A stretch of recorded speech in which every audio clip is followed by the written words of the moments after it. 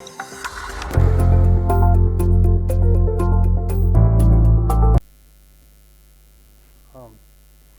thank you, Aashish sir, for beautifully setting up the context and such beautiful insights.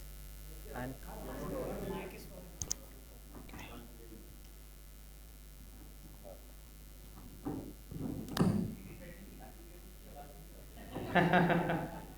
Sorry?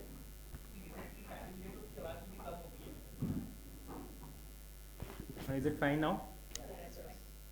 And you started with a very beautiful point that about fear and greed. And about 3-4 months back, when my team was telling me, sir, clients are getting jitterish, the portfolios are little down. So I told them that we are not in the business of just numbers, we are in the business of managing fear and greed. Yes, And of if course. we do that well, we are doing a great job. So, as wealth managers, we always think about asset allocation. Yeah. And our job is to recommend the right asset allocation based on the client's risk profile and their goals. But there is no set rule to it or a set formula. It's a very personalized concept.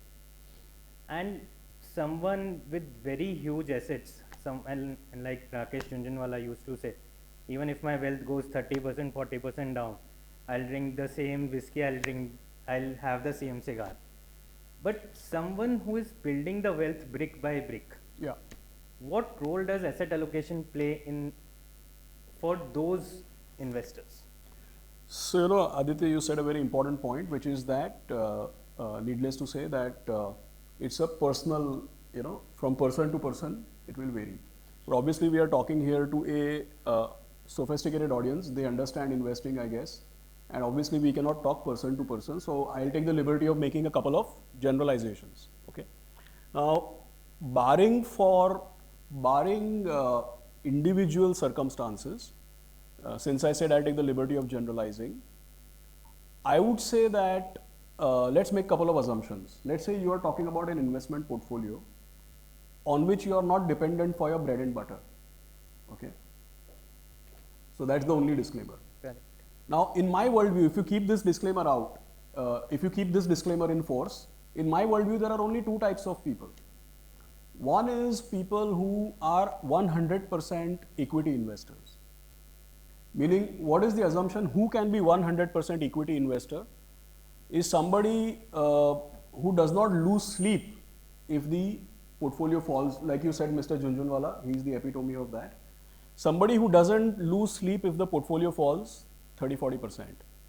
So how many of you would say that you don't lose sleep if your portfolio falls 30-40%? 1, 2, 3, 4, 5, 6. Okay. So what happens is that I recently wrote an article. I said that to be an equity investor, either you need to be Teflon coated. If you are not Teflon coated, you should at least be gold coated. What it means is that if you are somebody who believes all the mathematics I was saying and who is generally not emotional when it comes to investing, okay? If you are somebody who believes all the maths which I said, and you are somebody whose emotions don't get evoked when your portfolio falls, then you can be 100% equity investor, then you don't need to bother with asset allocation. But if you are somebody whose emotions get evoked when your portfolio falls 30-40%, then you need to be careful because people make mistakes. I mean, in business, in life, in investing, people make mistakes when they get emotional. मतलब investing क्या लोग शादी कर लेते हैं तो मतलब right? So people make mistakes when they are it's just a joke, I'm married. It's just so if you are somebody who cannot curb your emotions when your portfolio is down, then you cannot be 100% equity. Then you need to go through the process of understanding how much downside can you tolerate, and if there is a limit to how much downside you can tolerate, then you must accept the fact that your upside also will be calibrated accordingly. That is the important thing too. Like if you are on a roller coaster and you say कि roller coaster कभी भी 20 foot से ज़्यादा नीचे नहीं जाना चाहिए, तो फिर उतना ऊपर भी नहीं जाएगा ना वो. Correct? So it's very important that you understand this. Like individual asset allocations will differ, but broadly speaking, there are only two. Correct. And you manage a multi-asset fund of more than 3,000 crores, and it's been one of the best performing fund over the last 1 year. Generated about 15% when the markets have been really flat. The stock market return is zero. Yeah. So how were you able to achieve that when the market return was zero, your fund was able to generate 15%? And what was your asset allocation strategy in that particular fund? So here also, Aditya, I should put one important thing, that if a fund generates double-digit return when stock market return is zero, then the first thing I should tell you is that it will generate poor return if the stock market goes up 30%. Correct. Because then people will say कि भाई market 30% ऊपर है, तुम्हारा fund 10% ऊपर क्यों है? So there are some funds which are structured to do, there are some funds which are structured to protect your downside. That is how it is structured. Now obviously in a multi-asset fund what we do is that, we are not, see generally if you say now in a multi-asset fund, see what happens. If you tell people that I made a fund which invests in gold, fixed income, equity, real estate investment trust, infrastructure investment trust, silver, all these things, okay? So let's say if I tell you that a fund has been, I have structured a fund which invests in gold, silver, equity, fixed income, real estate investment trust, infra investment trust, all of these kinds of things, okay? Then the first thing what somebody will say, लेकिन gold में क्यों पैसा डाल रहे हो? Gold तो अभी already बहुत ऊपर चला गया है. That's the question that will come. Do you know asset allocation cannot be done if you have a solid view on any one asset class? Meaning क्या अगर आपने decide कर लिया कि gold नहीं चल सकता है, तो ठीक है मत लो, आप equity ले लो ना फिर, right? So what happens is that how you perceive that gold will behave on its own has nothing to do with how gold will behave when it is 20% of a portfolio. You understood? See, let me put it differently. You think oxygen is important for you? Oxygen is important for us, right? So you have certain perception of what oxygen does for you. What happens when you mix oxygen with hydrogen? What happens when you mix oxygen with hydrogen? You will get water. किसने बोला ऐसा? You can get hydrogen peroxide also, and it will burn you. Right? So how oxygen behaves on its own is very different versus how it behaves when it is combined with different proportions of hydrogen. अभी अंकित ने बताया कि आदित्य का शादी हो गया. If you meet Aditya now, he is Aditya, no? If you meet him with his wife, will he be the same? तो बोल तो अलग रहेगा भाई, same बोलेगा तो मार पड़ेगा तेरे को. You will be different, no? Correct? So a multi-asset portfolio, every asset class, it's not about how this asset behaves. It's about if this asset behaves like this, then how this one will react. It's called a complex adaptive system. If you change something, something else is going to change. So people cannot do asset allocation. You know why? Because they perpetually have a view. नहीं equity तो ऊपर जाएगा, नहीं gold तो नीचे जाएगा, तो उसकी वजह से एसेट एलोकेशन कर नहीं पाते हैं. Actually what you should be doing is you should be studying the history of all these asset classes and seeing how they have behaved over a period of time and then how they have behaved versus each other and then find the optimal mix. So why this fund did well, for example, it may not continue to do that well, but why it did well? Because in 2023 we were buying gold when everybody was buying equity. Now when everybody wants to buy gold, we start buying equity, right? So it has 2-3 things. One, it works more like chemistry. Second, it basically automatically ensures that you are getting out of something which has become expensive and you're perpetually, you're never part of the others. It automatically balances your emotional impediments. And so we could not show that chart, but Whitog has done a study on how different asset classes work together. Yeah, it's chemistry, yeah. And we feel that fixed income, it's very safe, but there is volatility to the fixed income as well. But when you add 20% equity to it, volatility reduces. And when you further add gold and silver to it, its volatility further reduces.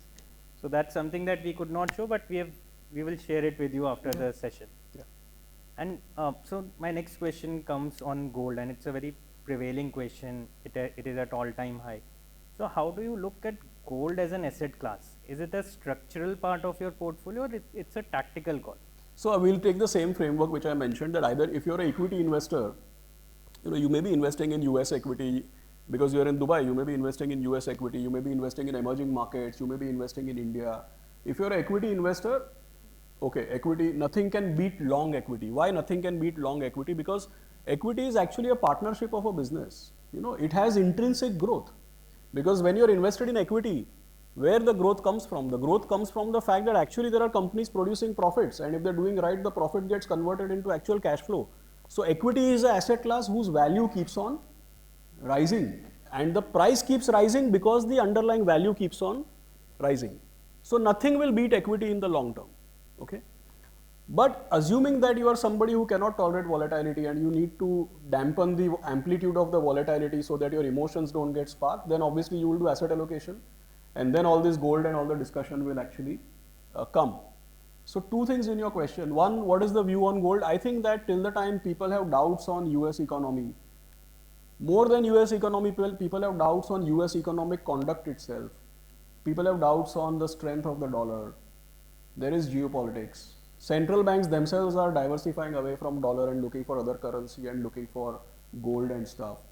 So till the time all these uncertainty remains, gold will be in play. From time to time it might come in the headlines. That is one, on the view. Second is it strategy? See, what I feel is that if you don't have gold in your portfolio, you don't have gold in the portfolio, that's fine. But if you are going to do asset allocation and if you are going to put gold in your portfolio, then it better be some 15% or 20% or 10% or something like that. See, क्या होता है, बहुत लोग हैं ना, their portfolio is 100 crores. In last 1 year, they bought 50 lakh rupees worth of gold. Then they'll say, देखा, the 50 lakhs became 60 lakhs. It doesn't change anything. If you have 100 crores in equity, then putting 1 crore in gold is going to do nothing. Gold is ornamental. In the portfolio also, it will become ornamental only. Correct?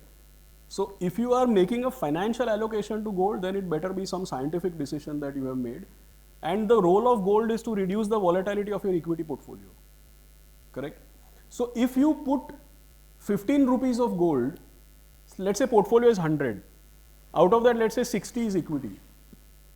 तो 60 rupees equity का up down handle करने के लिए 10-15 रुपया gold या 20 रुपया gold चाहिए. If you put 60 rupees of equity and 2 rupees of gold, it's not going to play any role. At least statistically, it won't play any role. You'll psychology feel, chalo, kuch kiya. Yeah. That's a very important point in every aspect. When you're building a portfolio, you should have substantial size, not too much, but substantial size so that it moves your portfolio. It should play the role. Yeah. Because many of mutual fund portfolios that we have seen, that many of them have 50-60 funds. Yeah. And allocation is less than 0.5%. So it does not add any value to their portfolios. Yeah, if you have 50-60 funds, you have a zoo. And correct. And now moving from gold to silver, and silver historically has been more volatile than gold. Yeah. And historically, gold price has been around 60 to 65 times the price of silver. If we take the last 100-year data, currently gold is at about 85 times the price of silver. So we don't have any other benchmark, but if we do a relative pricing, silver appears to be better value. Yeah. So what's your view on silver, and do you take any structural positions in silver as well in your multi-asset fund? So we do invest in silver. But I think just a couple of distinctions which I'm not an expert on commodities. Even when I talked about gold, I said it is used to dampen the volatility of equity. So I'm not giving per se like I don't have expertise on commodity. But two things I can say on silver. One is that since your question, the latter part of your question was role of silver in a multi-asset fund. Now we do invest in silver, but till now whatever we have invested in silver, we were doing arbitrage because back home in India, till couple of months back, if you buy gold and short the futures, the arbitrage itself was giving us 11-12%. So we were making a lot of return just on arbitrage. So we kept running that position. 7-8% of the portfolio was silver, and then when the arbitrage went down, we got out of it. Coming to the second part, so we never had a long position on silver. We were doing trading, and we were doing dynamically hedging the position and arbitrage and those kinds of things. Second thing is that if you per se look at silver, the way I explained that gold can be used to counterbalance the volatility of equity, silver may not be as efficient as gold. The reason being that silver has a lot of industrial use, right? So silver sometimes gets positively correlated with economic performance. Sometimes it gets positively correlated with equity, meaning that how do you use gold to reduce volatility of equity? If the movement of gold and equity is uncorrelated, or if it moves randomly, then you can use it. But silver sometimes moves in tandem with equity. So we don't use it for hedging, we use it tactically only. More of a tactical purpose. Yeah. And my last question is, we always talk about asset allocation. What is your personal asset allocation? How frequently do you change it?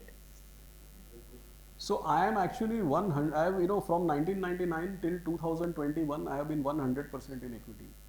And in the last 2 to 3 years, I have started investing in real estate also. So I'm like, you can say, significantly in equity, and some bit significant, but yeah, in real estate.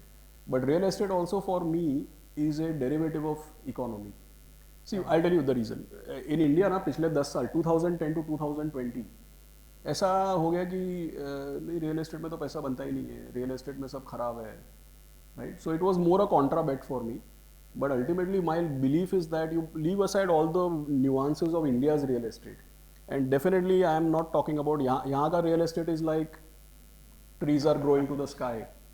वैसे मैं try किया था यहाँ पे invest करने का, तो मेरे को बोला कि ये आखिरी घर है, अभी लेने का तो ले, तो मैं डर गया. यहाँ पे आई थिंक ऐसे ही होता है ना, जितनी बार देखने जाओ बोलता है ये आखिरी वाला है, लेना है तो लो. It happened to me 3 times. फिर एक हफ्ते के बाद फोन करके बोलता है आपने डिसाइड नहीं किया. बोला अबे आखिरी था तो मेरे को क्यों फोन कर रहा है अभी. हाँ नहीं तो ये I will tell you next time. So यहाँ का रियल एस्टेट का बात नहीं कर रहा हूँ, मेरा नॉलेज बहुत पुअर है. But in India I think it's on a upswing. It's like on a long term. And you also have a session upcoming on real estate in India. Yeah, so in India it has very bright prospects according to me. यहाँ का मेरे को समझ में नहीं आता है. Thank you very much. Thank you so much, sir, for wonderful insights.